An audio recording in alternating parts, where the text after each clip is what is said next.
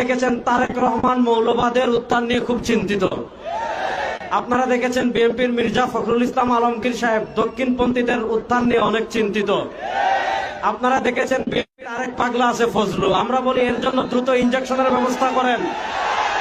আওয়ামী লীগের টাকলা মুরাদ যেভাবে এই দেশে থাকতে পারে নাই, বিএনপি ফজলু যদি আলেমদেরকে নিয়ে বাড়াবাড়ি করে, আলেমরা তার দীপ্ত জবাব দেওয়ার জন্য 24 ঘন্টা প্রস্তুত আছেন। আমরা তারেক রহমান এবং বিএনপির কাছে জানতে চাই, মৌলবাদীদের নিয়ে আপনাদের এত চিন্তা, দক্ষিণপন্থীদের নিয়ে আপনাদের এত চিন্তা, ইসলামপন্থীদের নিয়ে আপনাদের এত চিন্তা, খুনিদেরকে নিয়ে আপনাদের এত চিন্তা নয় কেন? গত 1 বছরে আপনাদের কর্মীরা একজন আরেকজন 100 জনের বেশি কর্মীকে তারা খুন করে ফেলেছে। আমরা জানতে চাই, চাঁদাবাজদের নিয়ে আপনাদের এত চিন্তা নয় কেন? চোরদের নিয়ে আপনাদের এত চিন্তা নয় কেন? আপনাদের কর্মীরা বালু চুরি করে, সিলেটের পাথর চুরি করে। সুতরাং আপনারা মৌলবাদদের নিয়ে চিন্তা করতে হবে না, ইসলামী রাজনীতি নিয়ে চিন্তা করতে হবে না, চোর টাকা সন্ত্রাসদের নিয়ে চিন্তা করেন।